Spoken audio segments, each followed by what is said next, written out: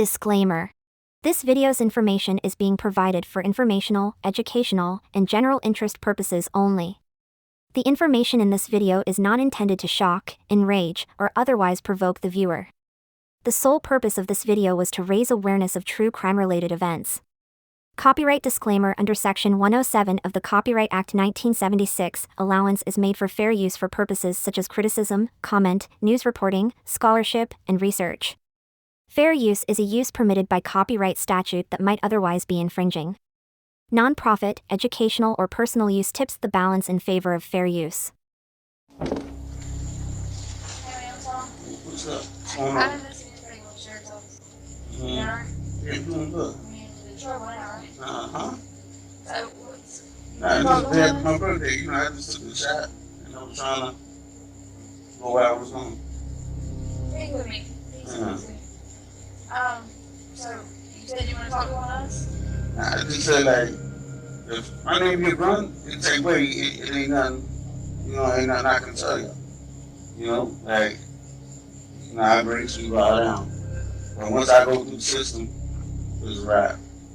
You know what I'm saying? So, how it works is, if Highway Patrol has you under arrest or DUI or whatever charges they have you under arrest for, they have to do their part. After you do the arrest, I can do my part.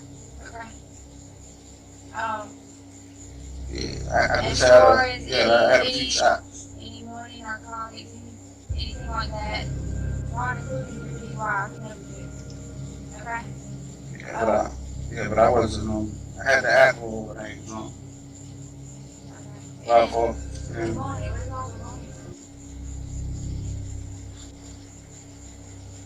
That's what I say. You don't want to tell me how much to do it. I'm just curious where that amount of money came from. Did they find any drugs or anything in the car? Just edibles. Okay. So, if he's arresting you for DUI or whatever charges you have with Highway Patrol, they'll take you to the jail, and then tomorrow, one of us, either me or my partner, will come and serve you some warrants in the morning, and that's where we'll give you our number, we'll talk to you, and explain how we can help you as far as your charges go. Okay? Alright. So, see my face? It's gonna be me or my partner that's up there. Maybe one of us will come and talk to you tomorrow at the jail. And we'll give you some numbers and stuff. And we're gonna expect you to call us when you get out so we can help you with the charges, okay? I don't know what y'all gonna do. First of all, I'm not drunk. That's the thing. Well, I don't have anything to do with the DUI. Yeah, they ain't give me no sobriety. They just tell me to move my eyes. You know what I'm saying? Yeah, so they have tests and stuff they can do. I don't have anything to do with that DUI, okay? Or whatever charges they have. I don't have anything to do with that. Yeah, just once I'm in there, it's ain't nothing I can talk to nobody about. Once I'm in, that's all I'm gonna say. Okay, but just because you go to jail and you're charged with it doesn't mean those charges have to stay with you. Ray would help you out with those charges, okay? I've been in the feds. I've been in the feds for a long time, so I did time. Yeah, I don't know. So I did time, so I know the rules. Yeah, but like I'm saying, So you probably understand what I'm saying. I understand what you're saying now, but it's on my wrist. Kind of turn a little bit inside. Yeah, but I just say once I'm in there. Either way, one of us got to come talk to you in the morning. Yeah. I know, but if I go in there tonight, ain't nothing I can help nobody about because everybody know I went to jail. You understand? So I had money on me. As a few people know I had money on me, so once they know I went, it just ain't nothing. We'll explain what we can do for you. Yeah. You know what I'm saying? We'll talk about it at a different time when you're sitting up here, okay? Yeah. Alright. Let me go to the drink one time, okay? Alright. Yeah, please.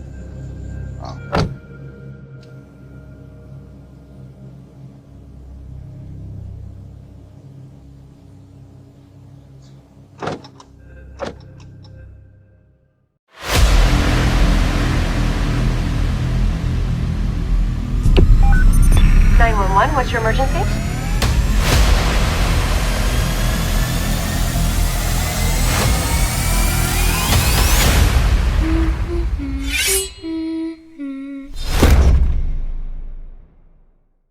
On July 29, 2021, John Holliday turned onto Pearson Road and drove right into the center of a roadblock set up by the South Carolina Highway Patrol.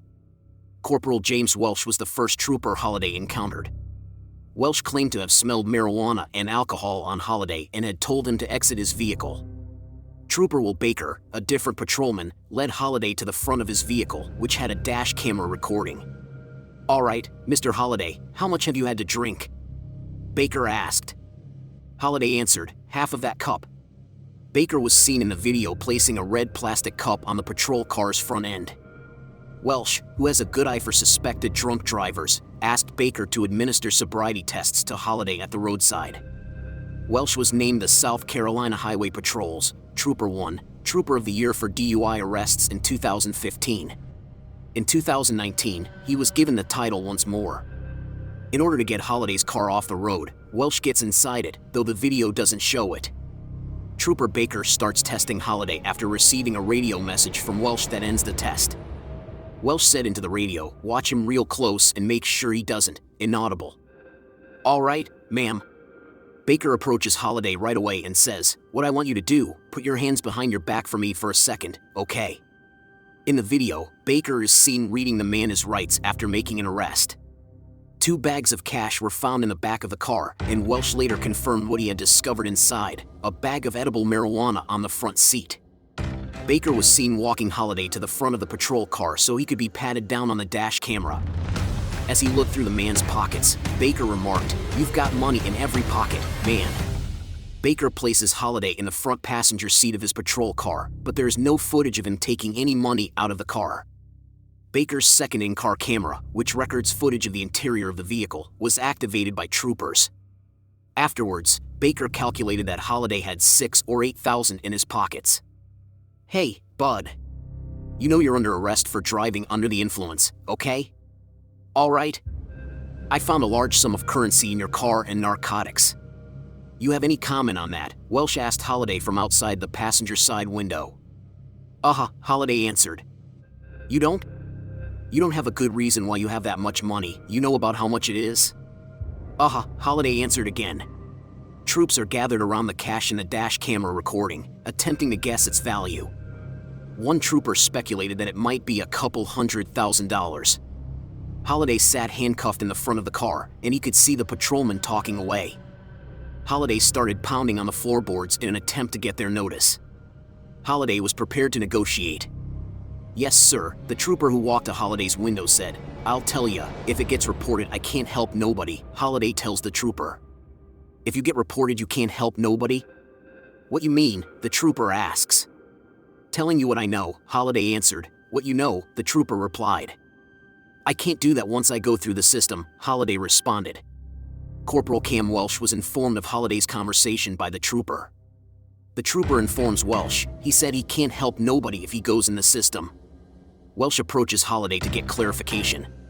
When Welsh questioned Holliday about previous charges, the man acknowledged having been charged way back, but he did not specify the specific charge. Welsh informs Holliday that the patrol requested the arrival of the Sumner County Sheriff's Drug Squad to question Holliday. Holliday said to Welsh that he didn't know how much money he had inside the car, but he thought he had between $70,000 and $80,000. Welsh only learned that the money belonged to someone else from Holliday. That's all. Despite their best efforts, troopers were unable to get Drug Enforcement Administration agents to the scene. The patrol later verified that Holliday's currency and drug investigation was taken up by the DEA. To speak with Holliday, the patrolman summoned the drug squad of the Sumner County Sheriff to the scene. 3 agents who were not dressed in uniform for law enforcement are seen on the dash camera footage arriving during the stop and examining the evidence taken from Holliday's vehicle. The patrol recognized the 3 as narcs from the Sumner County Sheriff's Office. In the video, Holliday is seen talking with a female agent who approaches the patrol car window. Talk soon shifted to how the sheriff's deputies could assist Holliday. After leaving Holliday, the agents return on foot to the troopers. The agent never took up the drug case and didn't seem to take any of the evidence with them. Holliday was only charged with 2 crimes from that evening, according to court documents: manufacturing or possessing narcotics with the intent to distribute and driving while intoxicated. The charge from July 2021 is listed as Holliday's 3rd or subsequent offense on the arrest warrant. the Sumner County Sheriff's Office did not file any charges. Both charges are listed as pending in Sumner County, and Holliday has not been indicted either. John Holliday was driven away from the roadblock and taken to jail by Trooper Will Baker. Holliday was charged with DUI by Baker. Corporal Cam Welsh and a fellow trooper proceeded with gathering evidence related to Holliday's vehicle while Baker was away. Welsh later claimed to have taken 3 bags of cash out of Holliday's vehicle, including the 2 bags troopers had discovered inside the vehicle and a clear plastic evidence bag Welsh had used to gather additional cash from Holliday's console. Welsh returned to the Troop 1 Sumner office after loading the bags into the back of his patrol car. Welsh made sure he recorded his journey on video while he was by himself with the evidence by turning on his own in-car camera. Welsh received a call from Trooper Baker from inside the jail while he was riding to work. In a phone conversation with Baker during Welsh's trip to the office, Baker was instructed to stuff it in an evidence bag and make sure you keep your recorder on in your car. Baker had to make sure he handled the money from Holliday's pockets correctly. "Just leave it on so there won't ever be any question about anything with that money," Welsh said in the call. "I've never had this much currency where I'm dealing with it myself, so I just want to make sure nobody's saying we're doing any funny stuff." Welsh arrived at the patrol office ahead of schedule.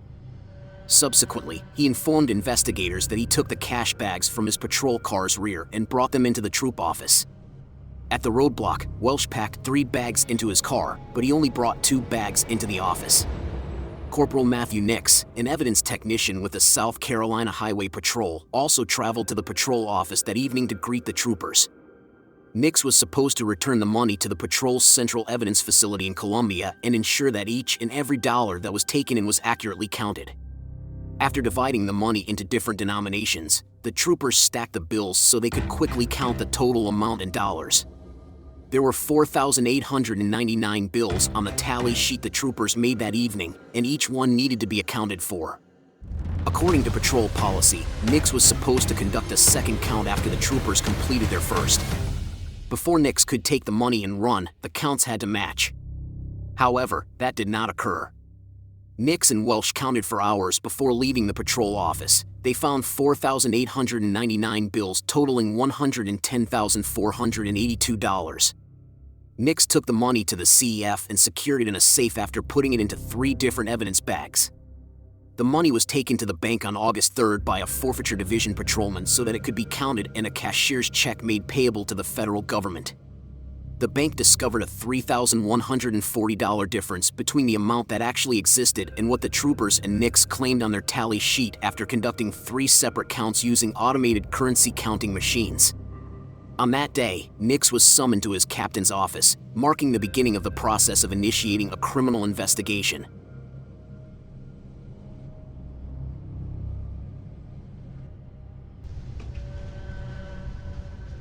You would just have a seat in that chair over there, Jen, that table, okay?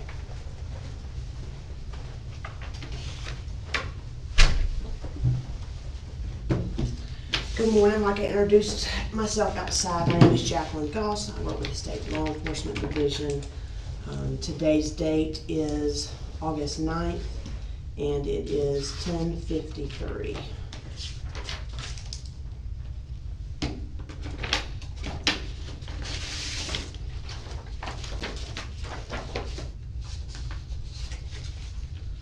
Got to go over some paperwork before we get started.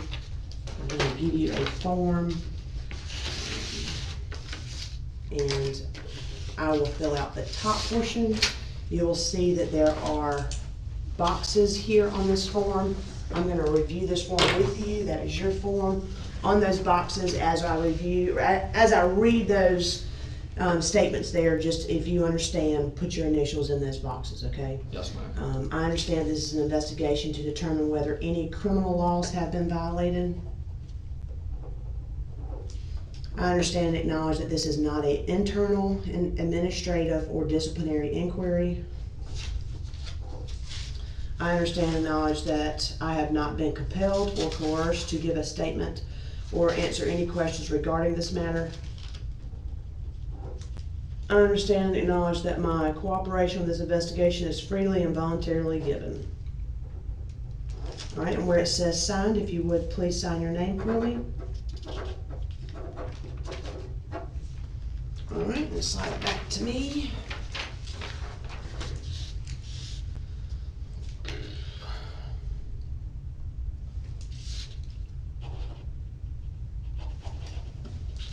All right, if you would, please tell me your first name First name is James and what's your middle name Cameron and last. Welsh, W-E-L-S-H. Do you go by, what do you go by? Cam. All right, Cam, what's your date of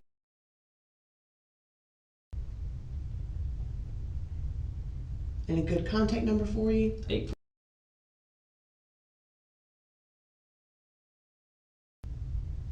And what is your address?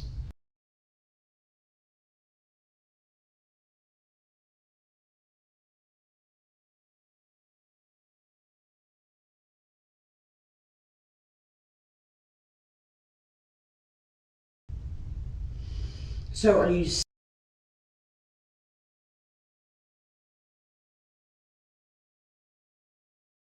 So I'm moving this weekend. The other address is 11.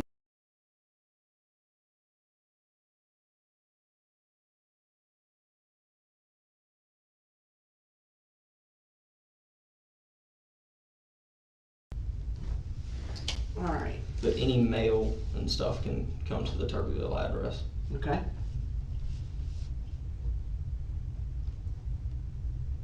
Who are you currently employed with? South Carolina Highway Patrol. And how long have you been employed with HP?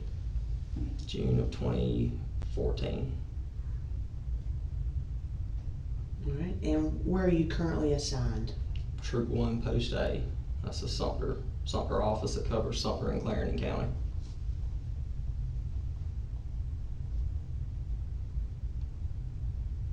All right, obviously we're here in regards to a money count that resulted in there being some indiscrepancies based off of a count that took place and a count when it was taken to the bank.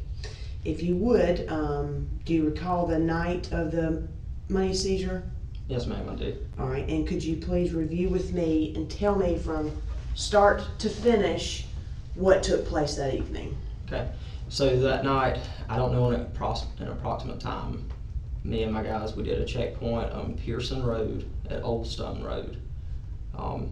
We were there just a short time before a vehicle came through our checkpoint that I actually spoke with. The suspect's name is John Holiday. He had a strong odor of alcohol and marijuana coming out of the vehicle. He also had a cup sitting in his lap of alcohol. At that time, I flashed my flashlight at one of my guys to come. I got him out of the vehicle for him to come do a field sobriety test. Who was the guy that you flashed the light Trooper at? Will Baker, W.E. Baker.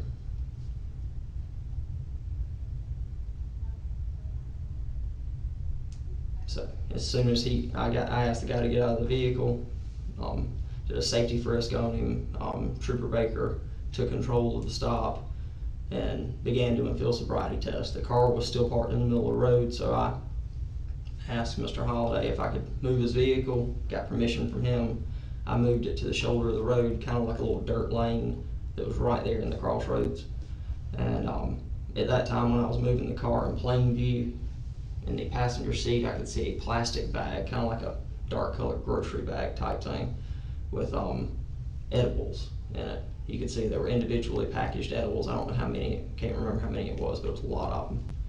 So between that, the alcohol, and seeing the edibles, that gave us, probable cause to search the vehicle. Trooper Baker was doing field sobriety. I had another trooper that was still conducting the safety checkpoint. We were all in proximity of each other, within 15, 20 foot of each other. Who was the other trooper? Z.G. Reichard. Last name is R-I-C-K-A-R-D. You know his first name? Zachary. Okay.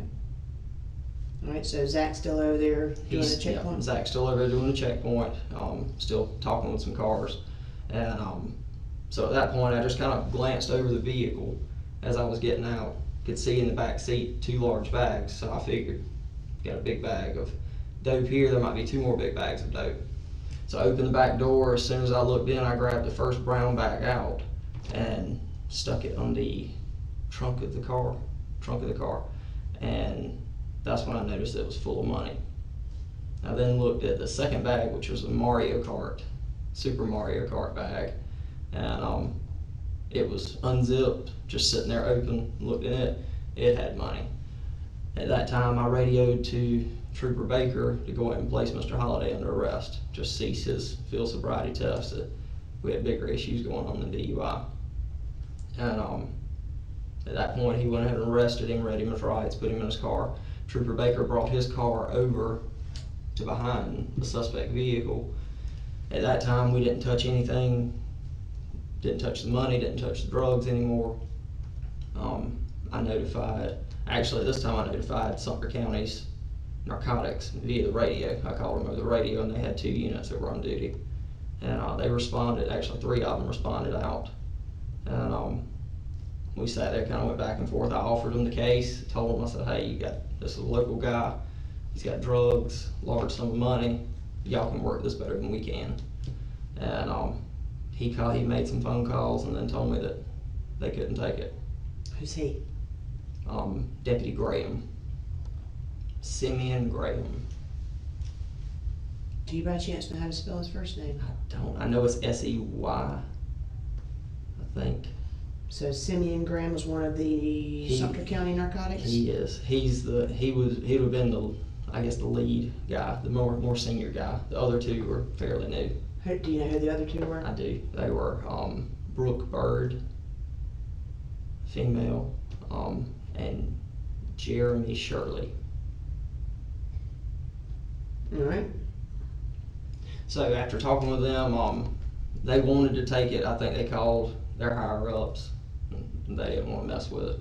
So that's when I started making my chain of command notifications. The on-call lieutenant was Lieutenant T. Alford, Teresa Alford. That is who I called. That is A-L-F-O-R-D. Okay.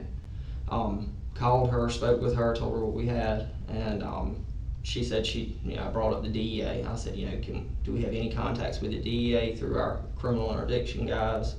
So she started making phone calls with that, and then I got a few phone calls from one of our CIU guys, and then Corporal Nix called me, and he told me, he said, just gather the money up, transport it from that location to your office, that I was en route to your office to take possession of. So Lieutenant Alford brought up notifying DEA? I brought it up to her. Okay. Yeah, just honestly, just trying, because I know the DEA, I've worked with them before, and they'll come out and seize everything, take over the whole case, and be done with it. And she made phone calls? She did. Yep. And also sent me numbers of people to call. I can't remember who they were, but I know everybody I tried calling wouldn't answer. I actually contacted a captain with Clarendon's narcotics unit. And who's that? Matt Kennedy. So I called him just to see if he had a contact that he knew that I could call that night, and the one that he gave me didn't answer. But then I guess the DEA got back in touch with Highway Patrol, my command staff, because they took the case. They just said they would just get the evidence from CEF. And CEF means what? Central Evidence Facility. All right. That's who Matt works for, or Corporal Nix. All right, so Corporal Nix calls you. He calls me, yes ma'am. And then what did he tell you? He told me to gather up everything in my car and take it to the Post A office that's in Sumter. Okay. That he'd be en route to it. You said that's Post A? Yep, Troop 1, Post A. Do you need the address for that? If you know it, that'd be I do. great. It's Okay. 520 South Pike, P-I-K-E, East in Sumter, 29150. All right. So What items did you gather up? So I gathered drugs, that bag of marijuana edibles, 2 large bags of currency, and he had loose money that was in his center console, a decent amount. Nothing like what was in the bags. I took an evidence bag out of the trunk of my car, on camera. Well, here, let's go. Let's back up a little bit. So, Trooper Baker's car. I'm just trying to, so you can look at this on video. You're fine. Yeah, Trooper Baker's car was behind the vehicle. Mm-hmm. He went ahead, I instructed him to go ahead and get this guy to the jail. Go ahead and get him booked in. So as soon as he did that, I went and got in my car, and with my in-car camera going.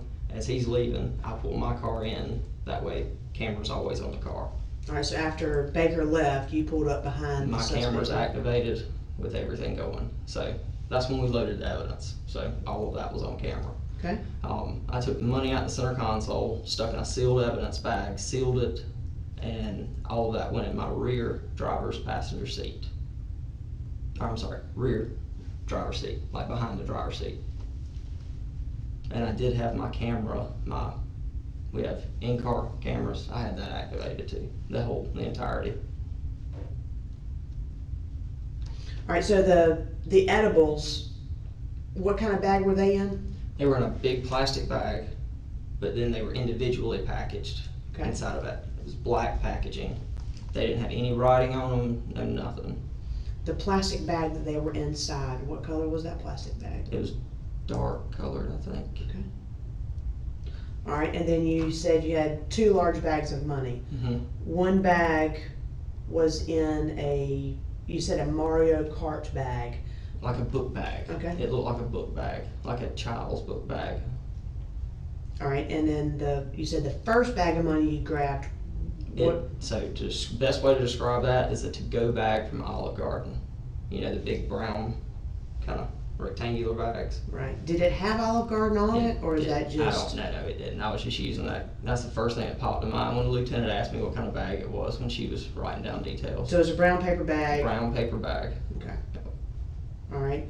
So you took the drugs, the 2 large bags of money. You took the Mario Kart bag, right? Mm-hmm. And then the loose currency you found in the center console, you already bagged that up, put it in an evidence bag, and sealed it. Sealed it, and it went in the back of my car. Okay. So then you leave from your checkpoint? Leave from the checkpoint. Where do you go? So I notify dispatch that I'm leaving, give them my mileage, I transport the money. Do you need a turn by turn? No, just you left. Okay. You left from your checkpoint and you went where?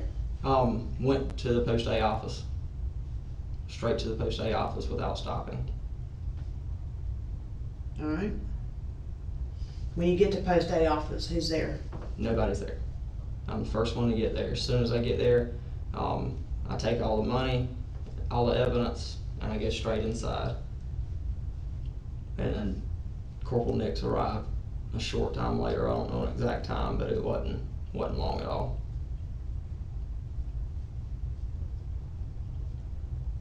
So you grabbed all the items that you had loaded up. Well, Drugs, 2 bags, and I'll- at least you thought. We'll least I get thought. there. Okay. So you take it all inside. Mhm. What did you do with it once you got inside? Sat it on the kiosk. So we have our office is pretty big, and it has a big kiosk. It has files and has a little countertop. Sat it right there. All right. And then Corporal Nix gets there? Yep, he Was walked. Corporal Nix the first person to get there? Yes, All right. right after me. All right. So, continue. So as soon as Corporal Nix gets there, then we start kind of going through the money, looking through it, just kind of talking about what all we had, some details and stuff of it.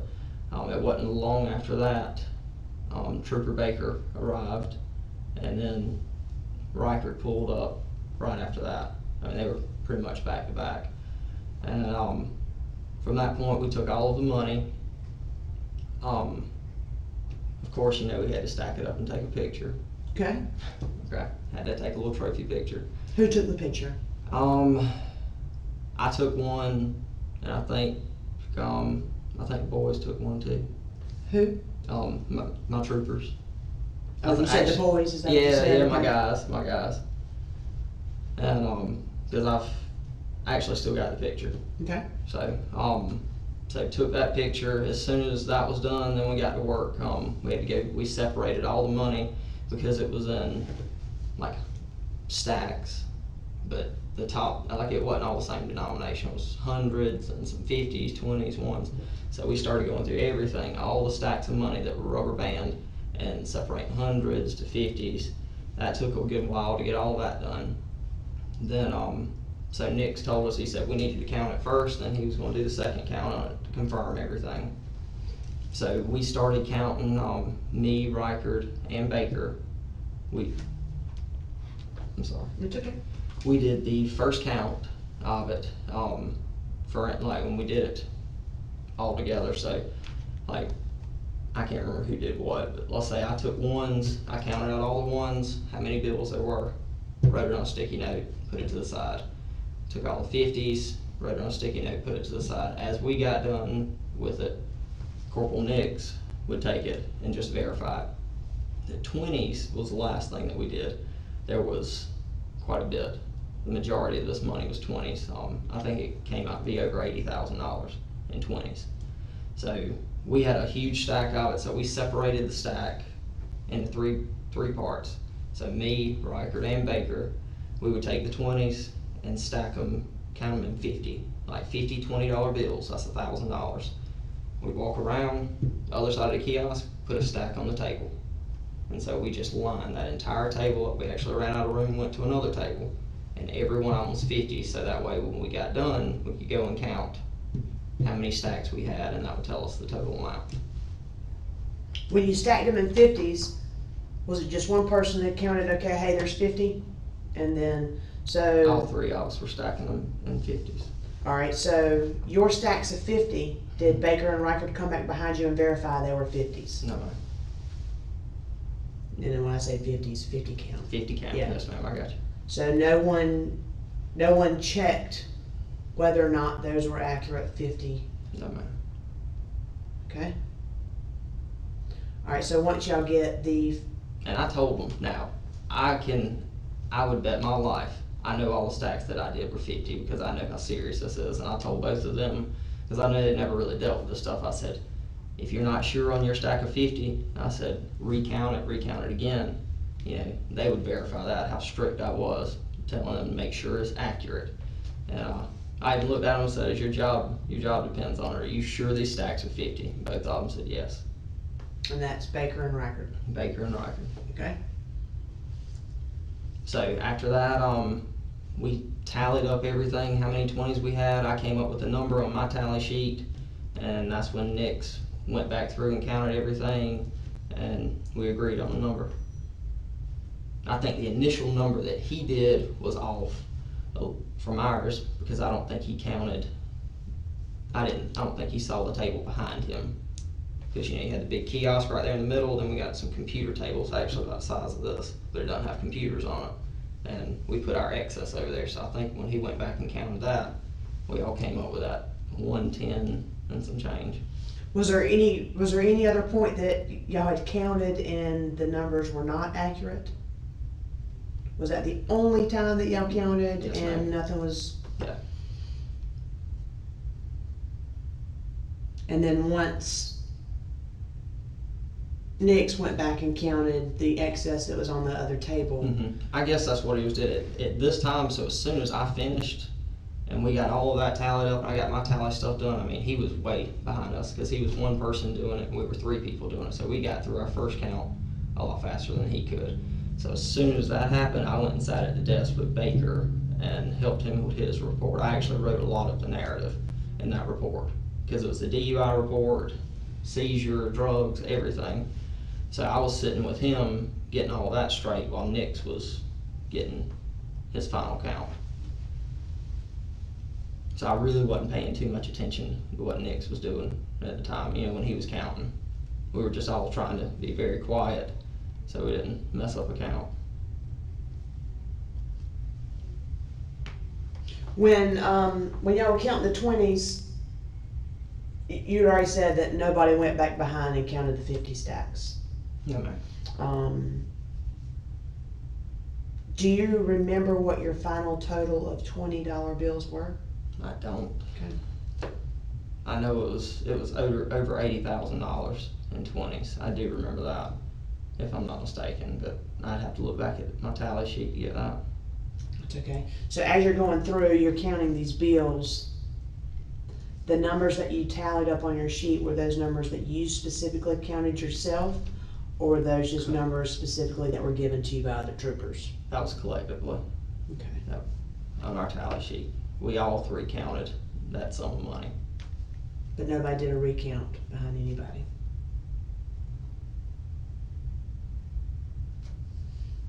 All right, so once you finished filling out, you helped Baker with the report.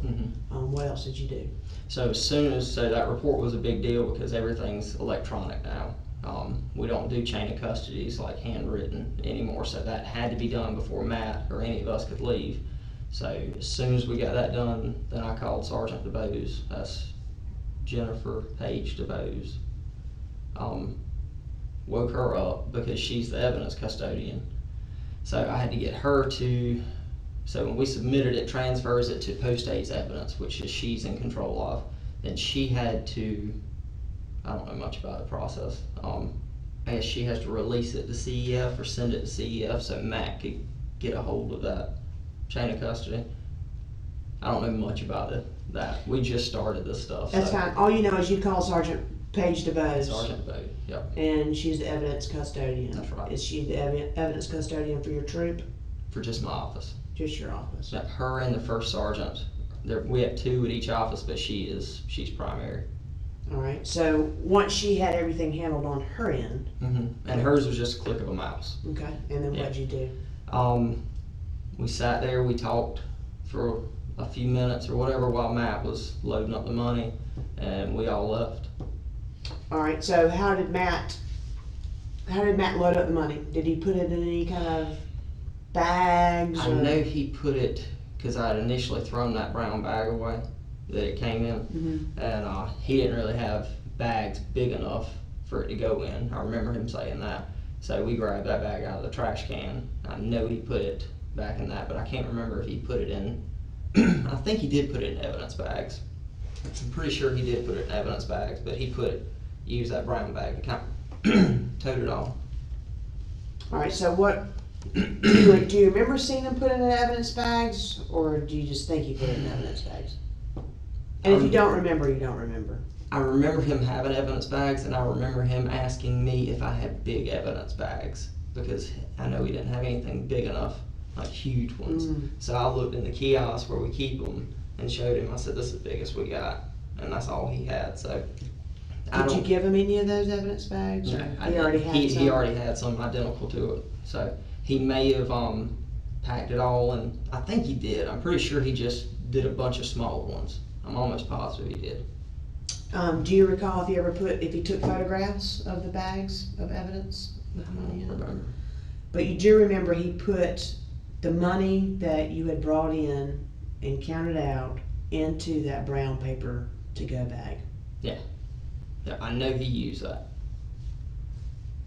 And I am 99% sure that he put it in evidence bags. He was just looking for a bigger one, that way he could stick it all in there, Right. instead of using separate ones. All right, so what happened after that? Well, a little bit ahead of that, to get back to the drugs. The drugs were he didn't take those. They stayed at our office. They were put in the evidence locker. Okay. Like I said, after that was all over, we talked for a few minutes or whatever. We were all tired, about to fall asleep. I was supposed to get off at midnight. I was working a split shift, and this was early in the morning. What's your split shift? What hours does that? 12 to 12. I was doing a background investigation on a new hire, so they moved me from 6 to 6 to 12 to 12. So I could be out during the daytime to make phone calls to employers and stuff. Right. But like I said, we talked for a minute and we all cleared up. I'm pretty sure Baker and Reichard left right with us too.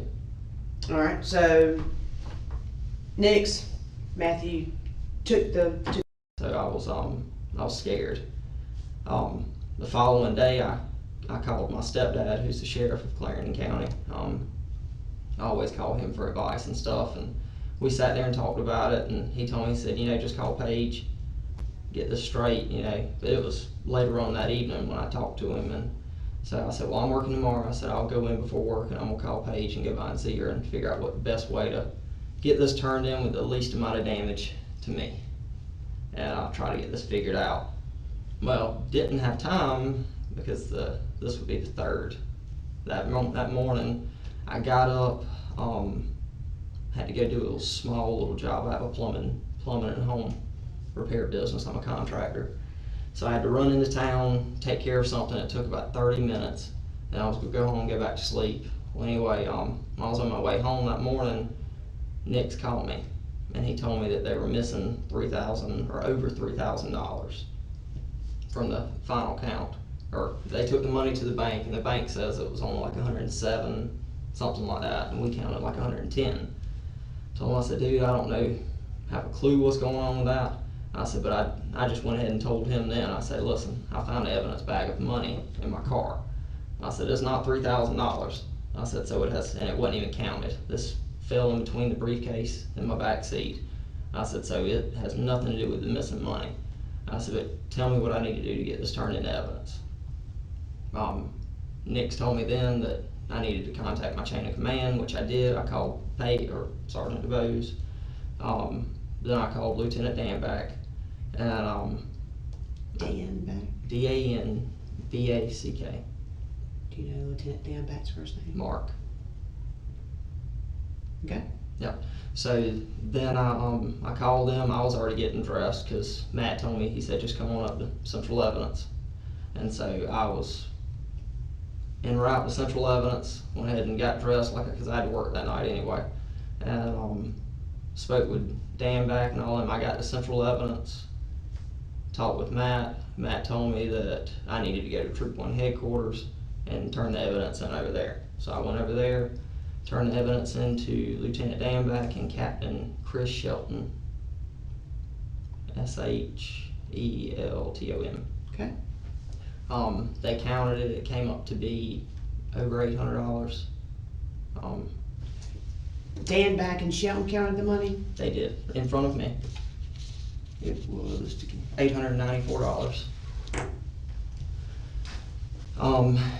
After that, we honestly sat around and waited a while, and then Major Patterson, that's Everett Patterson, showed up and gave Lieutenant Shelton, or Captain Shelton, a piece of paper, and he read it to me and notified me that I was suspended. And Dan back took me home. You said Chris Shelton's the Mm-hmm. major? Chris Shelton is the captain. Captain. The major is Everett Patterson, E-V-E-R-I-C-K, Patterson. And so Shelton's the one that reviewed the paperwork with you and told you? Shelton and Dan back. Well, no, the suspension, I guess Patterson gave it to Shelton. Shelton read it to me since he's my captain. And what did your suspension include? It was suspended until further notice. Are you getting paid? No, I'm not. And I lose everything on the 16th. What do you mean you lose everything on the Like 16th? my insurance.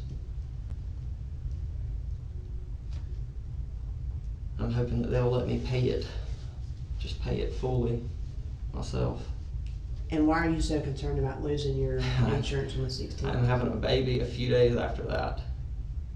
My wife is like 38 and a half, almost 39 weeks pregnant. All right. And I noticed you were kind of looking at something over there. What is that you have? Well, I didn't refer to this any while I was answering your questions. The only thing I referred to was that money amount, but this is a timeline that I typed up this weekend just to make it easier for you. Okay. Pretty much what we just ran through. Everything that we just ran through is verbatim on this. That is everything that happened, every name, every person I talked to. Is that my copy? That is your copy. How many sheets are there? One or two? 2. Okay. If you would, at the bottom right, if you would just sign and date that you're giving me those copies. Okay. Please.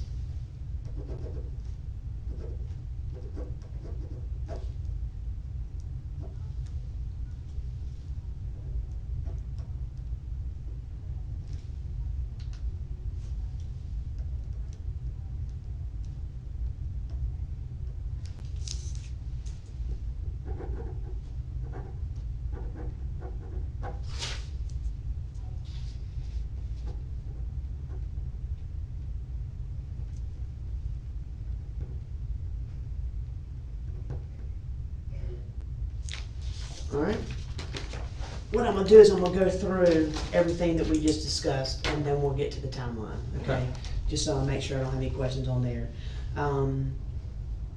Y'all are conducting a license checkpoint Safety checkpoint. at Pearson and Old Stone in Sumter. Yes, ma'am. Do you remember the day? That was the 29th. It was before midnight, so it was still the 29th. Okay. That Thursday. It was you, Trooper Will Baker, Mhm. Trooper Zach Reichard. Mhm.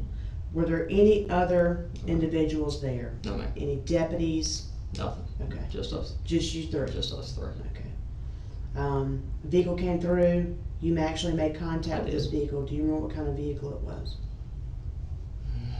If not, it's no big It deal. was small. It was a small. I know it was a stick shift. Okay. I do remember that. Volvo, Audi, Okay. something like that. It wasn't an American car. That's okay. Yeah. You made contact with the driver, and you remember his name, Mr. Holiday. Yep, Mr. Holiday. Had suspicions of he was DUI. You flashed your light to Trooper Will Baker to Mhm. kind of indicate to him, hey, step over here. Step over. You explained to him you smell alcohol. You had Mr. Holiday step out of the vehicle, Mhm. and then Trooper Baker began doing standard field sobriety tests. He did. As he was doing this field sobriety test, you asked Mr. Holiday if it was okay for you to move his vehicle Out of the out of the roadway. roadway. Mhm. You made note that he had a cup in his lap Yep. when you made contact with him. He sure did. What kind of cup was that? It was a solo cup, and it was given to Trooper Baker, All if right. I'm not mistaken. Who was it given to Trooper Baker by? I think I may have. I'm pretty sure I did, because he had it in his lap. I noticed as he was pulling up, he sat it in the floorboard right there. I'm almost positive I gave it to Baker so he could put it on camera. Did you ask Mr. Holiday what was in his cup? I did. Did you look inside the cup? It had a brown substance. Okay. I didn't taste test. Right. So you just remember he did have a cup and it was a brown It substance. smelled strongly of alcoholic beverage. Okay. You get inside the vehicle and you move the vehicle to the shoulder of the road. Mhm. You said in plain view you saw a dark colored plastic bag Mhm.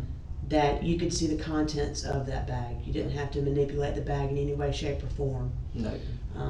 There were plastic I did open it a little. I mean, I could see it. Once you saw what And was once I saw inside. it, I opened it a little bit more because it was loosely tied at the top. But you know, a grocery bag when they're just looped, you can Right. see everything in them. You said that they were edibles. Can you describe to me the edibles? Yes, they look like gummy worms, and I don't know what they're called, but they look like little flat sticks that you eat, Okay. like little gummy sticks.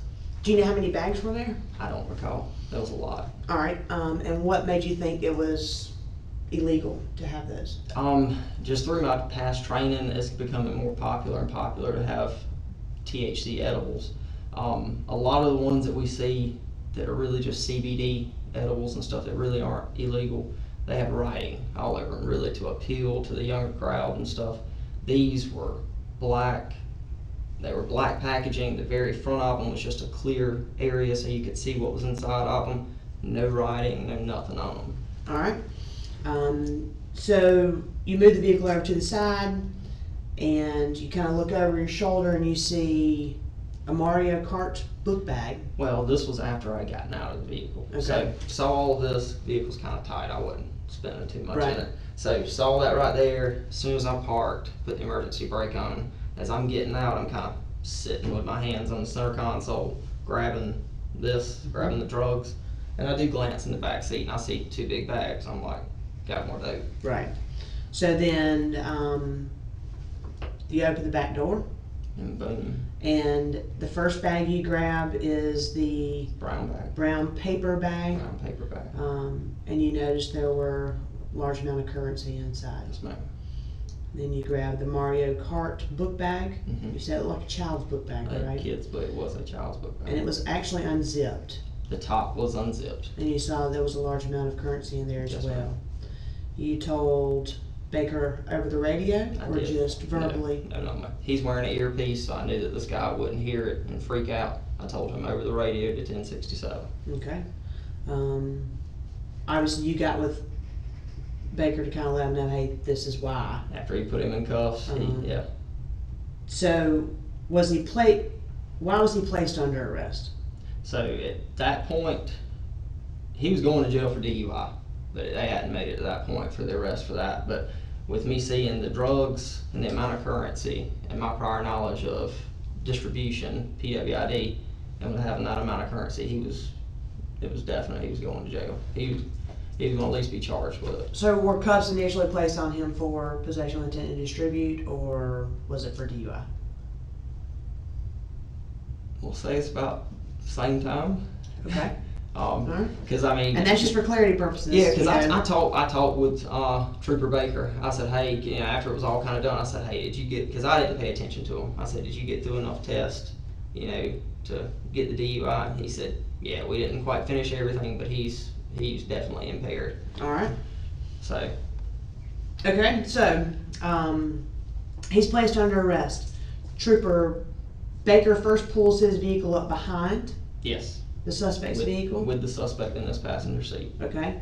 And then he decides to transport the individual. I advise him to go ahead and clear and go to the jail. And this is after Sumter County's arrived. Sumter County's already there.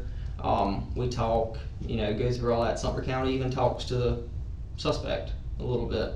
I even talked to him a little bit. He'd already been read his rights. Because initially he told me he didn't want to talk to me. And I said, fine. I didn't ask him any other questions. And then later on, he wanted to talk because he actually made a comment. I asked him, I said, are you in the game?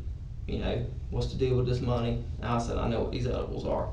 He said, I'm in it a little bit, in the game a little bit, but not too big.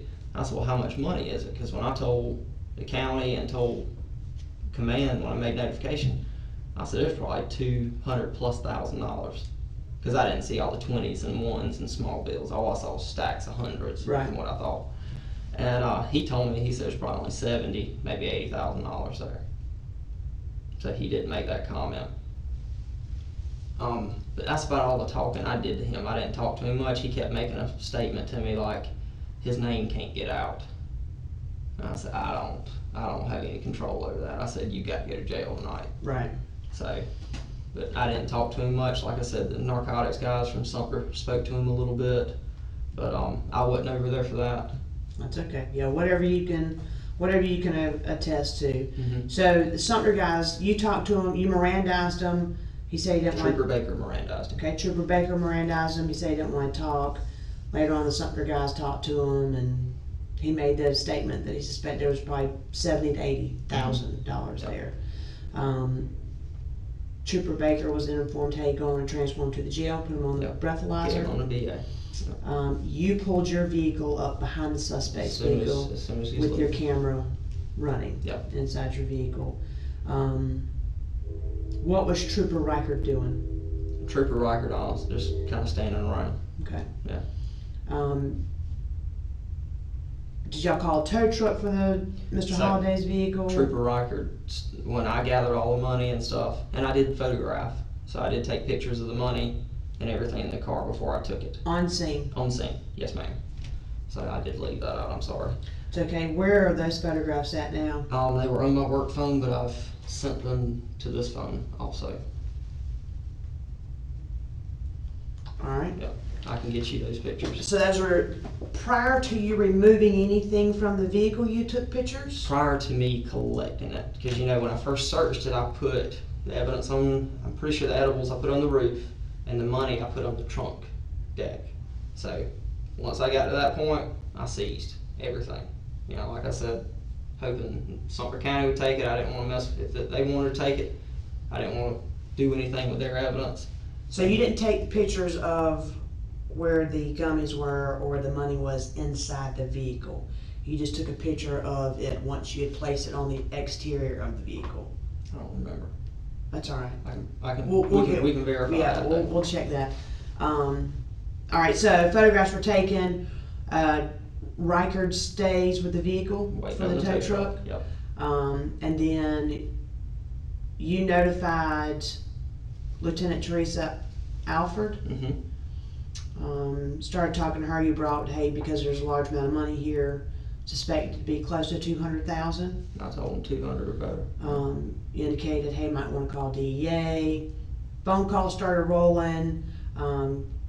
Captain Matthew Kennedy, did you talk to him? I talked to him on the phone. I did. I called him on the phone because, see, he has nothing to do with the case. He's just a good friend of mine that has been in this for a long time. And he's with Clarendon, right? He's with Clarendon. And so I called him just to see if he had some friends, some contacts with the DEA that he could put me in touch with. Was he able to put you in contact? Nobody answered the phone. They were in the middle of another seizure. I found out later they were in the middle of another seizure. That's why they couldn't respond that night. All right. So then later you get a call from Corporal Nix, Mm-hmm. Matthew Nix. Like while I was on scene immediately. So while you're still out there at Pearson and Old Stone. That's right. He tells you, gather up your things, meet me at Post A. Mm-hmm. And that's at the Sumter office, 520 South Pike East, right? Mm-hmm. All right. So you place everything in your vehicle. You said you had found some money in the center console. Yep. Did Mr. Holliday have any money on him? He did. All right. What happened to the money that was on Mr. Holliday? I didn't tell you that. All right. So, did I? No. It's on there. So anyway, when I was en route to the Sumter office with the money, Trooper Baker called me. He was already at the jail. He said, "Hey, Corporal, he's got a good sum of money on his person. What do I do with it?" I advised him to seize it. I said, go to your car, get an evidence bag, and go back in the jail, place it in a sealed evidence bag in the jail, and then make sure your camera's running, call out your mileage. When you leave the jail, come straight to the office. Yeah. Okay. Sorry I left that out. That's why we like to go over things, Gotcha. to make sure. And obviously, Yes, it'll probably come in that statement, but I just want to make sure for my notes purposes, that we've got everything we need. So he makes that phone call, tells you, hey, found money. You tell him to put it in the evidence bag, seal it. You make sure on your camera, give your mileage, things of And that that nature. conversation is actually recorded. So I was in my car driving down the road while I was having a conversation with him. Okay. So So you kept your in-car camera running from the time you left the checkpoint location Yep. until you arrived to the That's post. right. When did you turn your car camera off? when my car turned off, I actually never deactivated it. Honestly, I wasn't thinking. Hindsight, I should have left it on the whole time, left my car running, but just out of habit, as soon as I pulled up, cut my car off, went and started gathering money, not thinking, and it cut off. Okay. So it turns off when the car's cut off. Does it immediately turn off when the car turns off, or is there maybe I a don't- 30-second, I don't think, 60-second? I really don't know. I know it has to, it doesn't just bam, cut off. It's Right. kind of like a computer, it slowly shuts off. Okay. So it may have recorded me taking the money in. All right, so once you got there, you removed the drugs and 2 large bags of currency. 2 large bags being the brown paper bag and the Mario Kart Yes, bag. ma'am. You thought that you had also grabbed the evidence bag. I didn't even. Was that evidence bag clear? It's a evidence bag. There's writing on it, but it is clear. Yes, You ma'am. can see what's inside You of can it, see right? what's inside of Okay. it. Yes, ma'am. And it's plastic. It's plastic. Okay. You thought you grabbed that too. All right. Once you get inside, I honestly, I didn't even think about it, at that point, because I just grabbed everything that was sitting in my seat, because initially it was in my seat, and I guess it slid. back seat behind you, Back right? seat behind me. I guess it slid forward on top of my briefcase and down in front of it. So was it underneath your seat when you found it on Sunday? No. I know we're getting a little ahead, but just curious. Back seat, briefcase. There's about that big of a gap. It slid. So it slid closer to the seat versus slide to you. Did you initial down at the bottom like that, or no? Not the first one, because that was just for us to keep track of the first count. Matt, that was the official one, the one that I actually signed. Okay.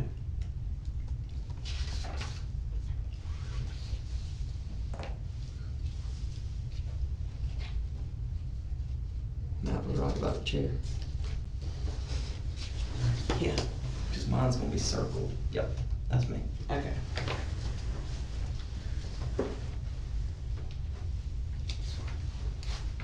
And that may have been the first count sheet right there. I may have signed it, because Nix was kind of walking me through. I've never done it before, so Nix was kind of walking me through what we need to do, since it didn't have a signature place on it. Okay. But I do remember the final count, he and I both initialed it. I know that for a fact. And he being who?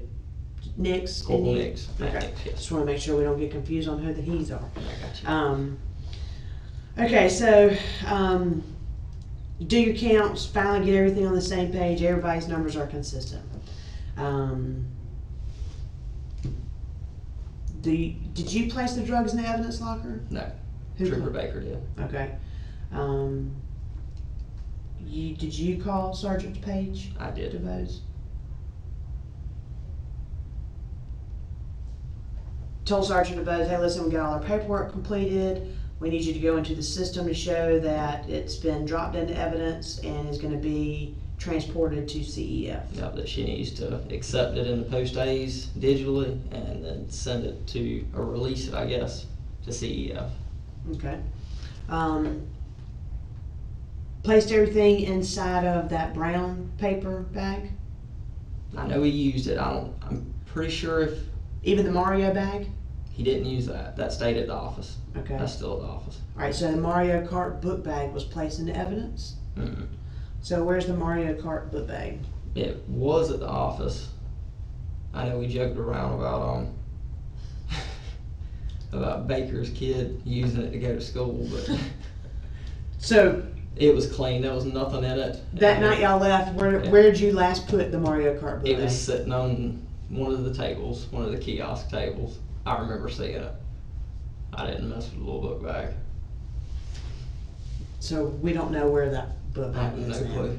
Cause Okay. see, we're not allowed to put that kind of stuff. They tell us, that stuff like that, it has to go in evidence. All evidence has to go in evidence bags, and we weren't using that book bag as evidence at the time. I mean, I didn't think about it. Right. Okay, so that gets left behind.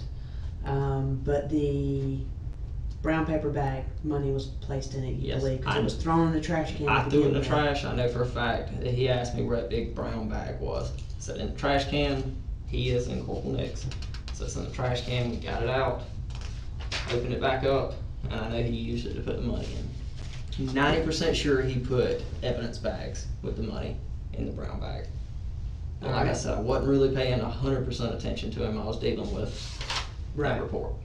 What time do you think you left the office to go home? Oh, I have no clue. Early morning hours? Yes, I was way past due. Was it past midnight? Yes, very much so. Alright.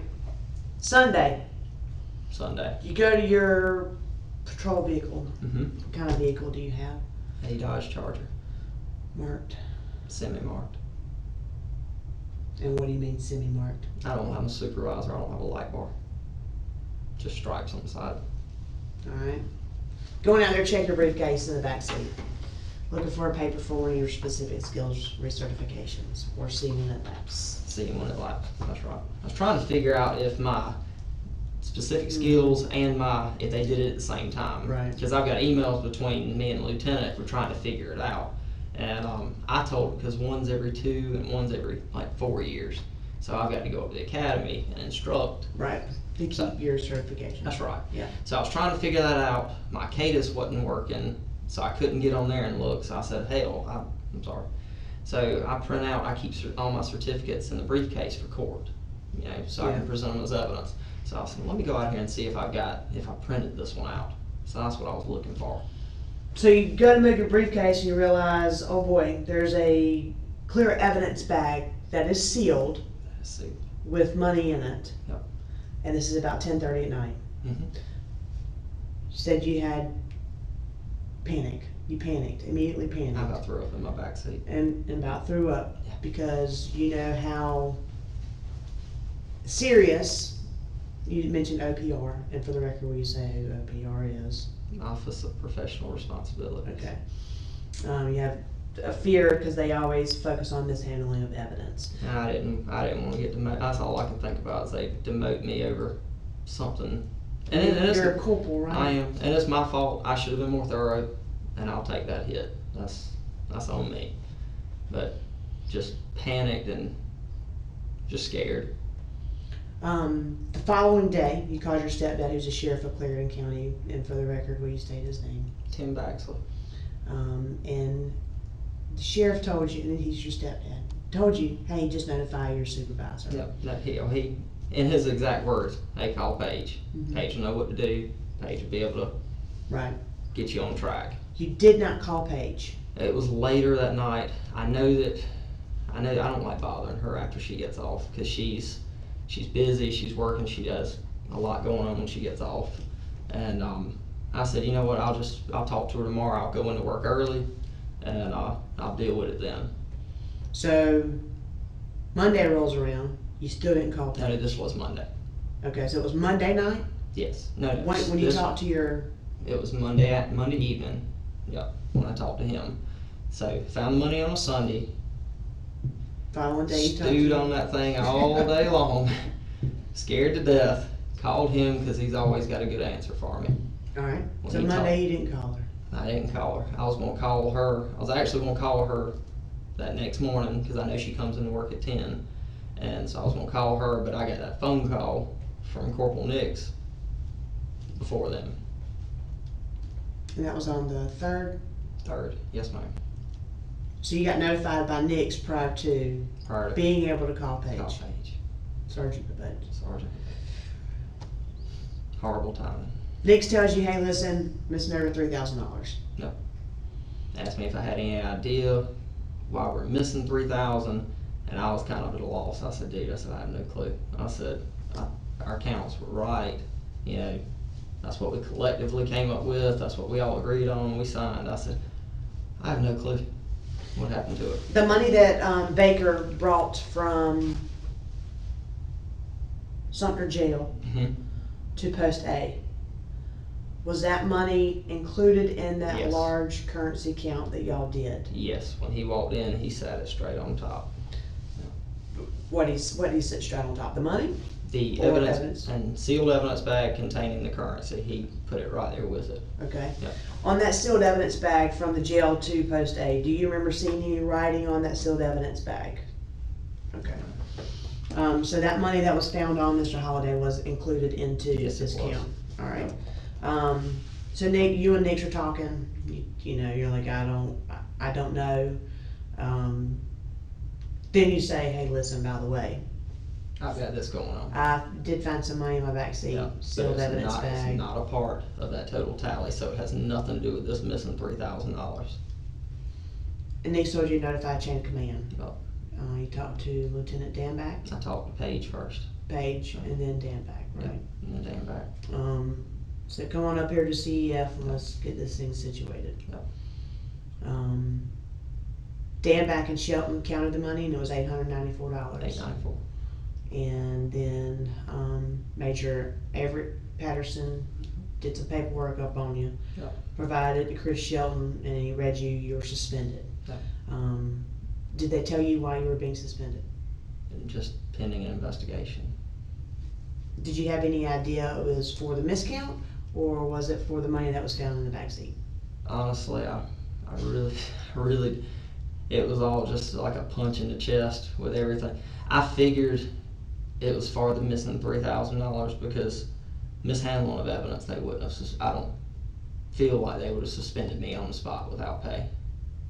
I mean, just in my opinion. And, you know, kind of talking and gathering with the lieutenant and the captain there, you know, because, I mean, I know them well. You know, I asked them, I said, you know, guys, what's the worst that's going to happen here? And none of them made any insight that I'm fixing to get suspended. Right. So I'm guessing the suspension without pay is until we get this resolved.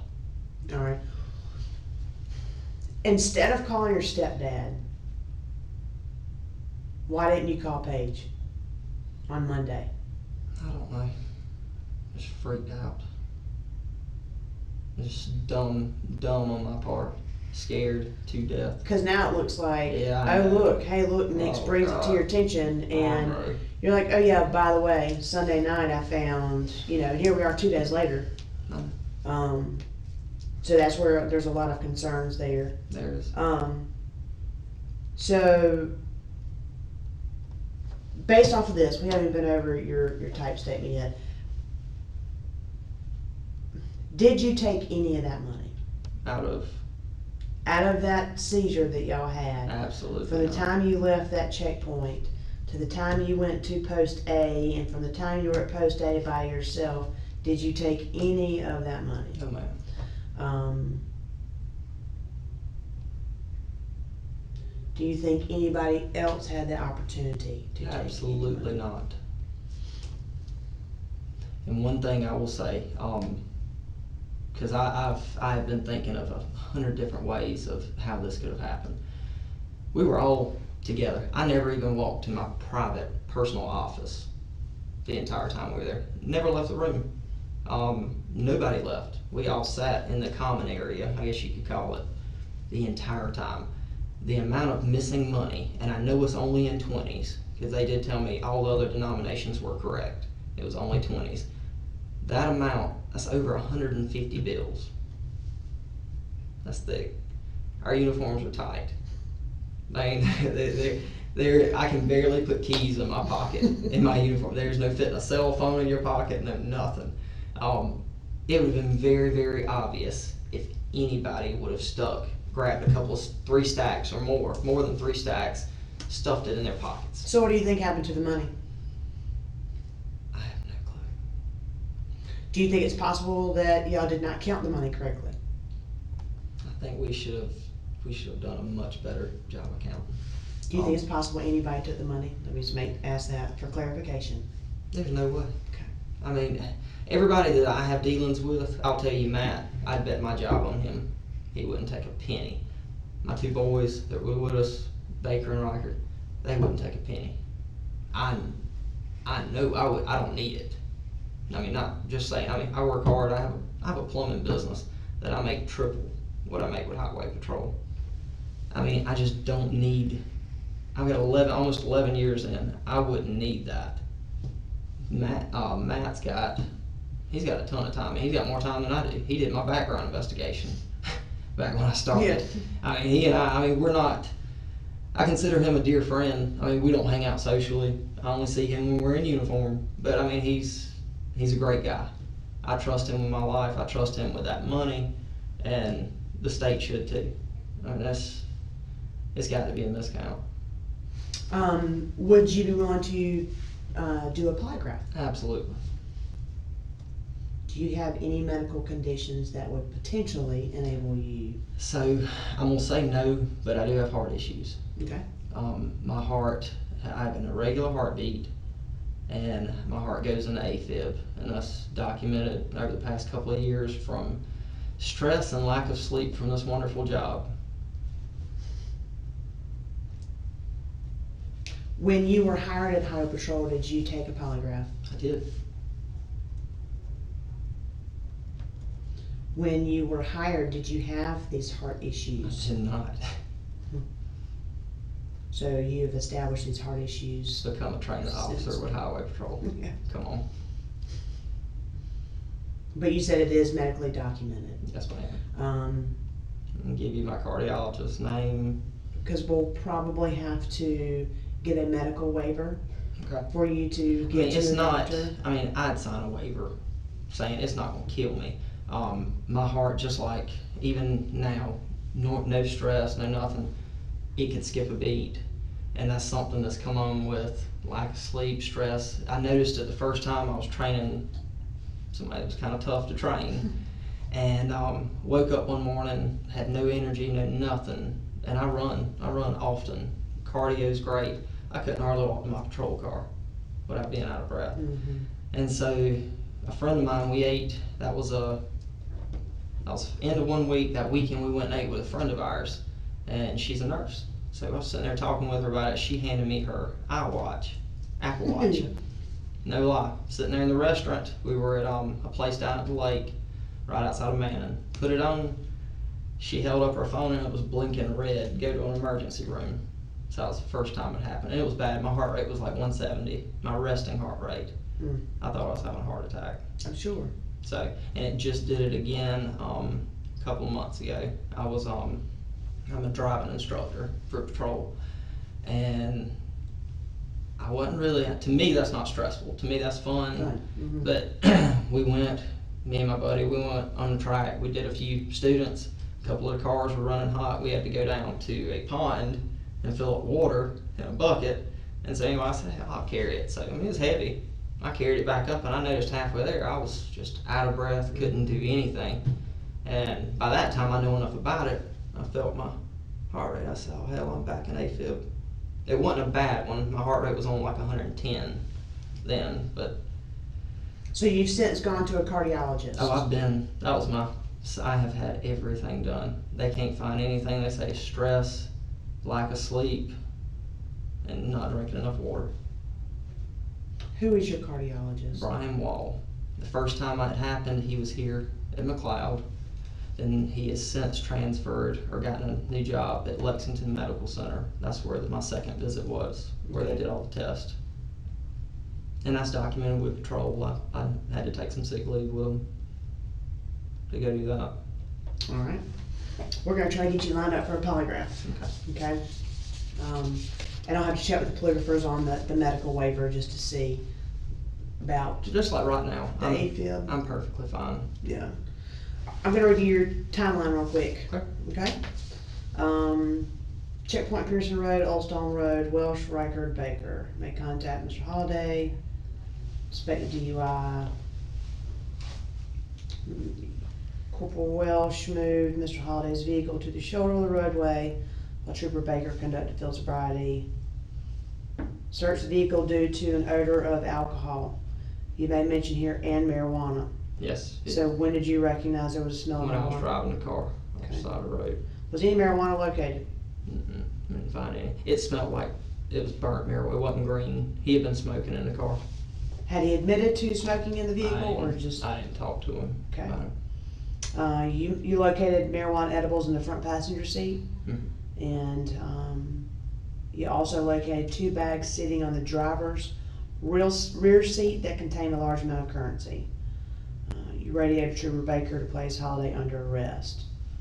Notified Sumter Sheriff's Office Narcotics to possibly come take over the case. Sumter Narcotics responded. Advised they could not take it. Did they tell you why they couldn't take it? Said so. I knew why they wouldn't take it. Honestly, their higher ups must not have wanted the headache, but they told me that their attorney said that a local agency cannot take over a case from a state agency. It cannot go down. As many times as we have done it in the past, with working joint interdictions on the interstate. I mean, I've worked every interdiction there is on 95 over the years. When they told me that, I said, oh, whatever. Yeah. I said, y'all just, the guys themselves, they were foaming at the mouth. They wanted it. Oh, sure. They'd been, because this guy, they knew who this guy was. Both actually Clarendon and Sumter County. This guy's been in the game a long time that I found out since. So, but that blew my mind they wouldn't take it. Yeah. On here you said you notified your chain of command. Your chain of command would be Sergeant DeVos first, and then Lieutenant Alford? No. So Okay. this was late at night. You call your own supervisor, calls the on-call lieutenant, which is Alfred. All right, so you called Lieutenant Alford. Okay. And then you had the conversation about DEA. Yep.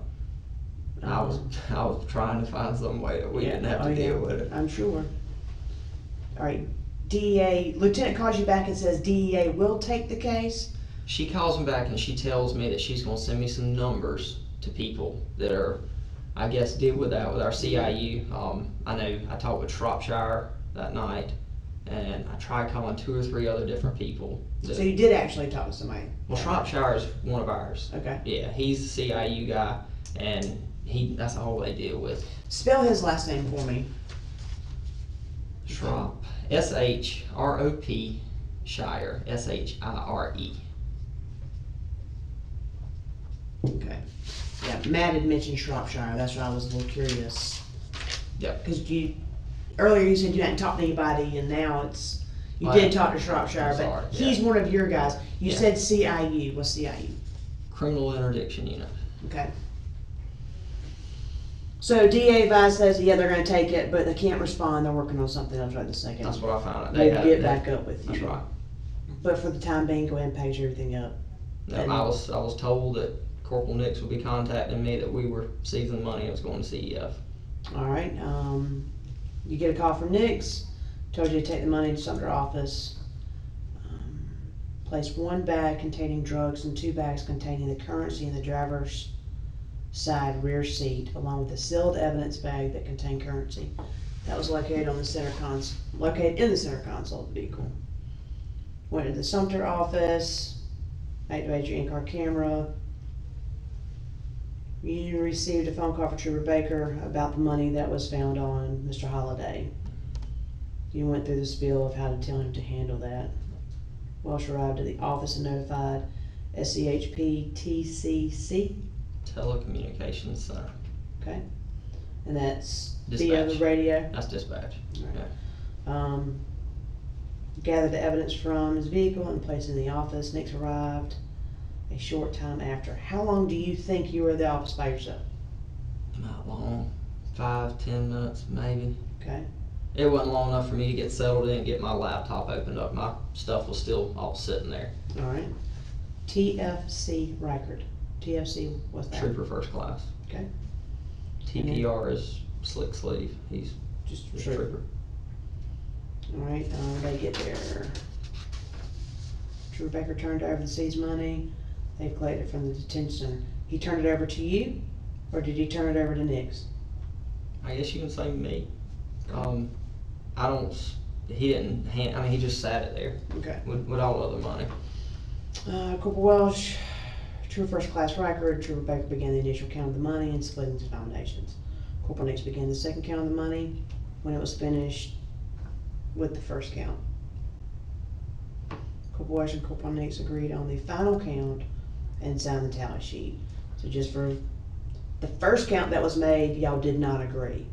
The count was somewhere. The first total between the first count and the second count, when Nix came up, they didn't match. Because when we got done, we just sat our tally sheet over there. Nix got done. He looked at it. He said, "Hey, these don't match." And I said, "Well, there's money over there." I said, and I looked at all the boys. I said, "Are y'all sure that all these stacks are 50?" How many different locations do y'all have money? The long kiosk table? The kiosk big. Right. It's real, like it's this room Right. big, and it's got a table this wide all the way around. Okay. Well, on two sides of it, and I mean it was those sides money. The 20s took up that far side, the entirety of it, and we actually ran out of room and started putting 20s on that computer table that Okay. was just next to it. So there was stacks over there too, but All not right. many. I So don't- just two different locations? Y'all Yes, had 20s? that's right. No other place? Alright. Nobody found a loose $20 bill on the floor or anything, did they? Oh God, no. Okay. If they would have, they would. Jesus. I would say that, I'd just have to go with the money. That was, counted. no matter whose it was going Oh with yeah, money. sorry. Yeah. Alright, final count signed. Corporal Nix took possession of the currency and transported it to CEF. Baker completed the evidence report and placed the drugs in the marijuana evidence locker. You contacted Sergeant DeBose so the digital chain of command could be transferred.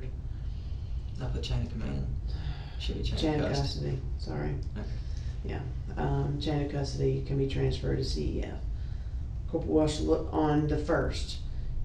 Located a plastic evidence bag that contained an unknown amount of U.S. currency. The bag was located between a briefcase and the rear of the driver's seat. The evidence was found at approximately 22:30 hours when Corporal Welsh went to his patrol vehicle to get paperwork out for a briefcase. The third, Corporal Welsh was notified by Corporal Nix that the seized money was taken to the bank, and the bank stated that the money amount came out to be over $3,000 less than the total that was tallied at the Sumter's office. Did he indicate what bank they went to? Mm-mm. Okay. Corporal Nix explained that the tally sheet that was signed was correct on all denominations except for the $20 bills. How that tally sheet was Corporal Nix referencing the first count of $20 bills, or he's just saying, hey, listen, the amount of 20s that were taken to the bank do not match up our tally sheet we agreed on that night? That's right. Okay. Yep. So everything. So that tally sheet, they took it to the bank, and I guess they used money counters at the bank. And I'll say if there was, they said there was $47 in ones, whatever it is. I'm just throwing a number out Right. there. They made sure that money counter counted out 47 in ones. Same thing with 10s, 20, and 20s was the only one that was off. But I mean, that was the big one. When y'all had the money laid out, did y'all take a photograph of the money laid out Not that I recall. in different denominations? Do you know if anybody took a photograph of the money laid out No. different times? Honestly, during this time, we were all being so quiet. We weren't talking to each other. You know, trying that way we didn't throw anybody off. I know nobody had their everybody's hands were full of money. Right. Nobody had cell phones out or anything. You took the glory shot, I have one, yes, ma'am. and then you photographed the items, not where they were found, but where they were placed once you found them on scene. I have to look back at my pictures Okay. because I know I took a picture of the because once Sumter County got there, I was thinking they were going to take it over. They kind of looked in the car and stuff too, and when the supervisor told me they weren't taking it, one of the narcs was kind of, I mean, wasn't digging or anything, was kind of looking in or whatever. I said, hey, I said, make sure y'all don't touch anything. And I said, if y'all not taking the case, y'all just get out of the car. I said, I got to photograph it. I knew for a fact I photographed the money that's in the center console before. Okay. All right, let's see. Bring the money to the CEF. Took the money to the CEF. You're advised to tell to go to Troop 1. Transported evidence to Troop 1 and met with Captain Shelton and Lieutenant Danback. Over the money, they counted it. 894. Major Patterson arrived. Told you were being suspended. Shelton advised you were being suspended without duty, without pay, until further notice. You turned all your stuff in? Everything. What about your uniforms at home? Did they get those too? Everything. So when They have suspended me as if, he said as if I was terminated. I don't have a single thing. Alright, transported you back home, and you gave your remaining stuff to Lieutenant Danback. Okay, I'm gonna check about the polygraph. Anything else you could think of y'all could have done differently at this point? Oh, good God. We don't have enough time for me to hindsight. But you do see that there are potential errors in what took place. The first thing that I should have done as a supervisor and looking out for my guys, I should have never let them in that office once I took that money once we got the money from Baker that was on his person. Me and Nick should have been the only two in there. That way they could nothing could ever be said about them. And I told them that, you know, just by speaking with them, because they're upset that they may be miscounted, and it's gotten me and Nick in trouble. There's a bunch of stuff. Honestly, in my opinion, that amount of money, I was supposed to get off at 12. I know that's no excuse, me being tired. We shouldn't be counting that amount of money by hand. I wish we had money counters. I mean, they're everywhere. I mean, you can get them cheap. And as far as my other stuff, that was just lapse of judgment on my part. Alright. And maybe also to recount and count and And recount count again? again. Yeah. Yeah. This is my first time ever, because every time I've ever worked interdiction and we've hit big money, Got a mounting counter generally close by, or it just gets dumped. normally HSI or DEA is with us. Right. And they take it in a sum. You know, they go count it, or either if we ever count it, I've never counted money. They use money counter, or if it's daytime when we do it, they take it straight to a bank. Right This is there. the largest seizure you ever been involved with? That I've personally done, yes. I've been working interdiction when they've gotten like 300,000, you know, 100,000, 20,000. I've been around it. I've seen it. I've seen 800,000 before. So, but as far as me being Good for you, you didn't have to count the 800,000. good God, and the bad thing is, so that was all hundreds, and it Okay, was. well that's a little easier than. It wasn't. Hey, it really wasn't much more money a stack than this. That's Yeah. what we talked about that at the office because Nick remembers the bust, and Clarendon County got it years ago, and they were talking. The boys were talking about, God, I bet that was a bunch of money. I said, no, it was all hundreds. It was like Easy count if it's all hundreds. it was a little stack of it. Yeah. But this is the first time I've ever dealt with an incident like this where I've been the supervisor, and it was all on me. I've never had any experience in it. Is there anything else you could think of you'd like to add? I think you know every second that has happened. And if not, then obviously if we have a follow-up interview, we'll definitely do it. But I would try to get something figured out for your polygraph. Okay. So we can get that squared away and done. All right, if you have nothing further, we'll talk about the pictures once we get out there. That will conclude this interview. The time now is 12:18. Take this back. I don't want to steal your pen, because I will. Hey, if I'll steal anything, I will steal a pen. And just take a look through your phone and see if you can get those pictures. I can send them to you. All right. Can I come out? Yes. If you enjoyed this video, please subscribe, give this video a thumbs up, and press the notification bell. Additionally, you can view our playlists and most recent videos. Thank you for watching.